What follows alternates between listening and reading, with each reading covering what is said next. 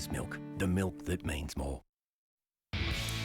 Welcome back to The Project. Well, there's no doubt that Daniel Johns is one of Australia's most famous and colourful rock stars. Full of contradictions, he's both talented and troubled, serious and funny, careful and careless.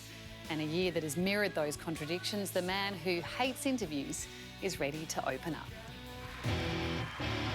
At just 12 years old, Daniel Johns formed Silverchair. It would quickly become one of the most successful Aussie bands in history, largely regarded as our answer to Nirvana. Yeah, I'm a freak of nature.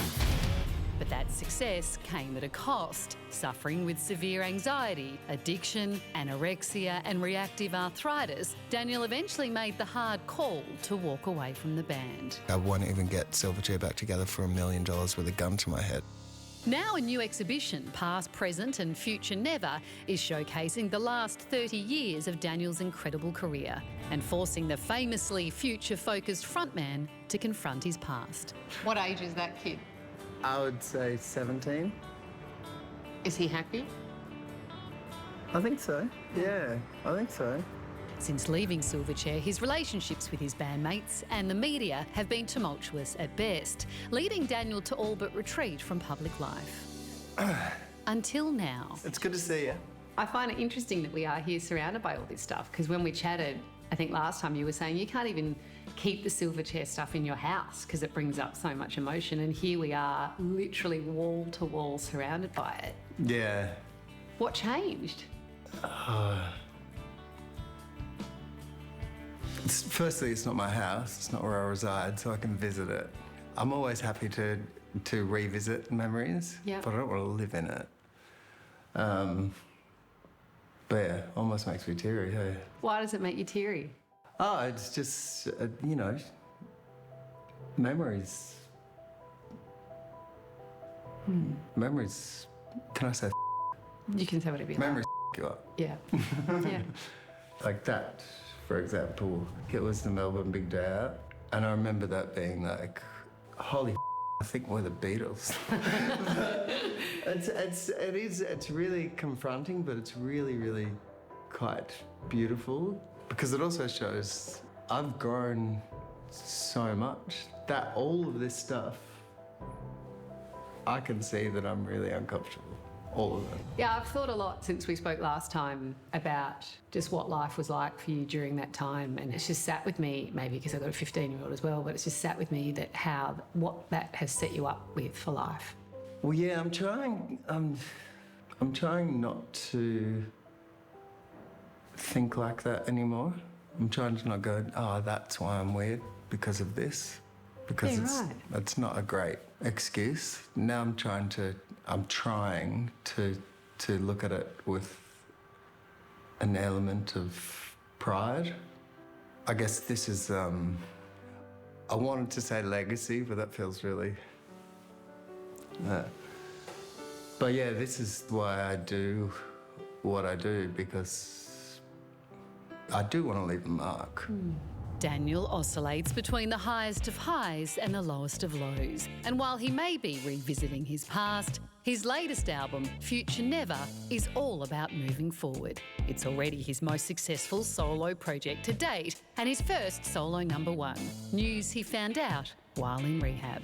When I was doing Future Never, I was like, this is it. Like, this is the last thing you're ever going to hear. So I wanted it to be... Why?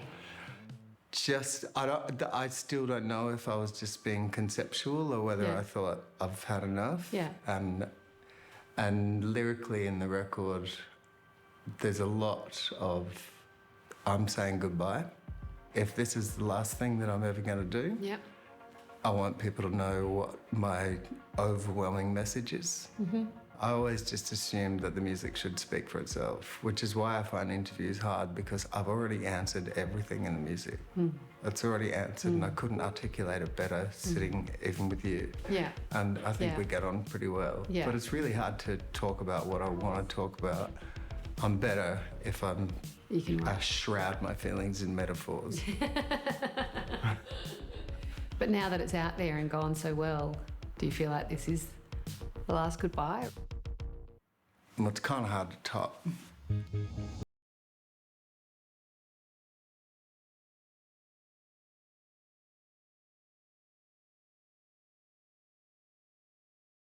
You said there is no chance Silverchair would ever reform even for $1 million or a gun to your head. But I find it interesting that you then reached out to Ben and Chris to collaborate on the album. But that wasn't under the guise of Silverchair. Right. I wasn't under that banner. Because I don't like being identified as the guy from Silverchair, and that's probably from childhood trauma, like some kind of, that was like a diss when I was a kid. Like, Silverchair, f it, when I was like 14. Yeah. Like I was beaten up because I was Silverchair. Which is not to say I'm not proud of it. Look, it's never. And I was like, I really wanted to play with them again. I don't want to be Silverchair. I don't want to be. And that was a hard thing to walk away from, because that was my entire identity. But if I didn't do it, I was going to end up like some of these other people that, you can read between the lines. I didn't want to end up like that. So how did you feel when they said no? I was all right. I was all right. I kind of expected it. So it was just extending, like, we can still play together. That's them right now. Would they ever come and see this? What? They would never come to this. Why not? Bitterness, jealousy, anger, like anything. I don't have any bad feelings, but I know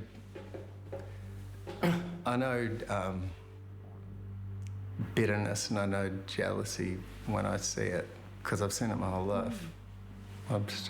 That's what it is. One of the guys in particular has taken a real shining to kicking me while I was down when I was in rehab and stuff. Saying that I was exploiting mental health to sell records or something along those lines. That's not in commas. I was just like, dude, if this is exploiting mental health to sell records, then it is the most genius marketing plan ever, because I've been doing it since I was 17. So that is conceptual. That's like some Andy Kaufman shit. Would you like a relationship with them now? Not at the moment. No. They've not shown me any respect, so. And I always say me and Chris have a very passive relationship. There's no issue as far as I know. Ben, for some reason, has a real issue with me being successful without him. And that's sad, because I wish him all the best, honestly. But unfortunately, he doesn't want me to branch out. We'll cut that out. Coming up. What do you remember from the crash? Everything. Everything. I remember every detail. I was like, if we take a break for just 1 sec. Of course. Yeah. You're watching The Project.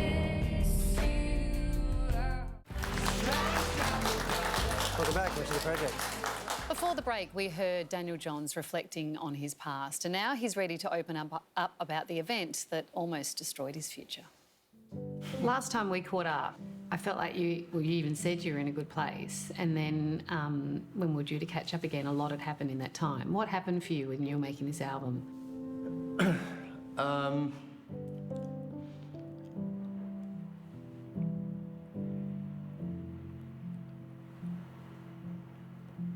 I was like, if we take a break for just 1 sec. Of course. Yeah. In April, Daniel was due to celebrate the release of his first new music in 7 years, until things took a turn. Former Silverchair frontman Daniel Johns has been sentenced to a 10 months correction order over a high-range drink driving incident. He collided with a car while 3 times the legal limit. The singer missed his own album launch while in rehab. Sorry. It's absolutely. That was like 60 minutes, wasn't it? So can you talk us through the period of time before the accident, where your head was at, what was going on? Yeah.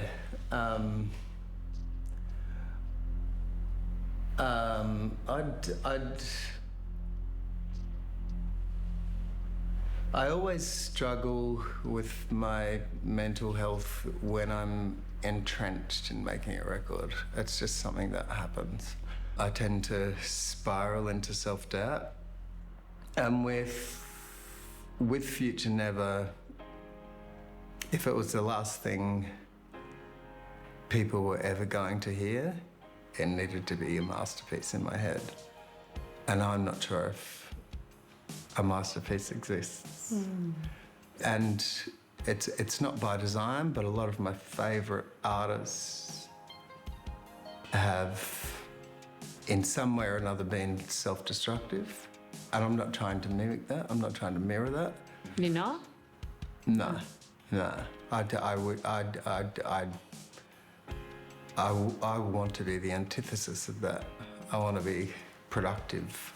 It's hard for me, it's really hard for me to find how to be creative without being self-destructive. It's hard for me to find that. And I pretty much had a full-on nervous breakdown. I left the building, so to speak. I got in a car and I was barely even aware what I was trying to do. I just wanted to escape, like it was the equivalent of just like running into the forest and everything was too much. I was in a really quiet environment, a really peaceful environment, and I was trying to run away and I didn't realise that all the noise was in my head. So there was nowhere to run. There was nowhere to hide. What do you remember from the crash? Everything. Everything. I remember every detail. I remember being lost. I remember being petrified. I remember being in the dark. I remember the colours. I even remember thinking, this is how I'm gonna die. But I wasn't suicidal. Okay. I was like, this is how I'm gonna die. And it was only when the penny dropped that I was putting other people in danger that I went, what the f***? Because I like chaos, because it fuels me as an artist. I like chaos, I love it, but I hate it when I can't get out. And when that chaos impacts on other people? Well, yeah, The great thing that came out of it is that no one was hurt. And that is like, at risk of sounding spiritual, for me, that was almost like a sign, like how the f*** did no one get hurt? How did no one get hurt? Because on paper, someone should have got hurt. Particularly me. I should have got hurt, and I didn't. So I was like, maybe I should be. Maybe I am meant to be here. And what about the other people in the car? I tried to reach out to them, and I sat with the driver of the other car on the side of the road, and I was like, holy f***.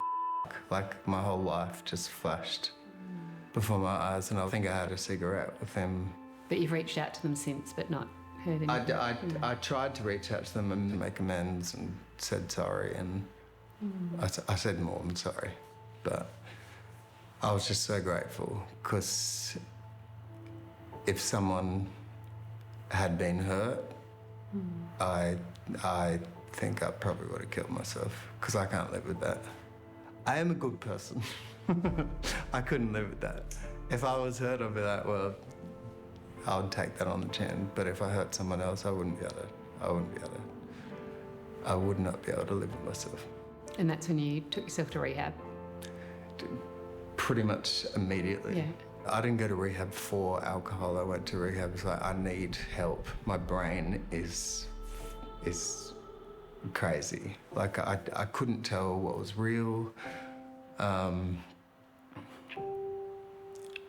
I couldn't even hear music correctly, and for me, music is the truth.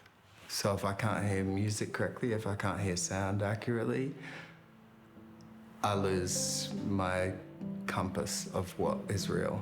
And I haven't written a note of music since I got back. And I don't know if that's a nail in the coffin. I don't know what that is, but I can't even play music at the moment because I'm so scared that it will start again. That is a complex relationship with music, isn't it? Well, it's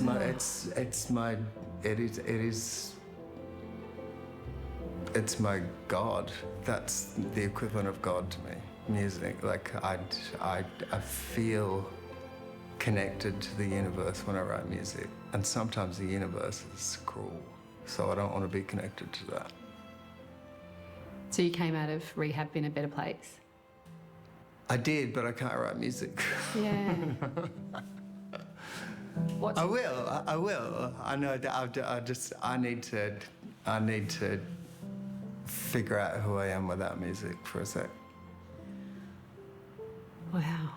And that's the scariest thing of everything, because without music, I don't know who the hell I am.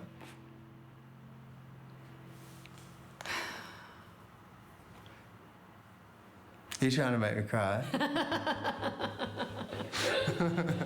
The album is Future Never. Yeah. What is your perfect future? What does that look like? Do you know the most joyous thing in the universe for me is calm? And music is chaos to me. It is organised chaos. And the perfect future is for me just to be comfortable being creative and to not take it too personally. And calm. Calm. Yeah. Calm's the end goal. Yeah. For all of us. Yes. Yeah. Wow, well done, Carrie. That was one of the Daniel for being so open. I know that was very, very hard for him to do. Yeah. I mean, life's complex, people are complex, and yeah, I hope you can find that peace. Must be a hard brain to be in at times, and yeah, I really feel for him. Yeah. To be in the service of something that is inflicting pain on you, it's very good. The Past, Present and Future Never exhibition is incredible. Tickets are on sale now. A portion of the proceeds will go to the Future Never Fund as well, which Daniel has created. All the info is on our website. Yeah, go check it out. Yeah, of course, if you find yourself in need of help, crisis support is available on Lifeline. 13 11 14 is the number. But that's it from us tonight. Luke, thank you very much for being here. Amazing Race is up next. We'll see you tomorrow.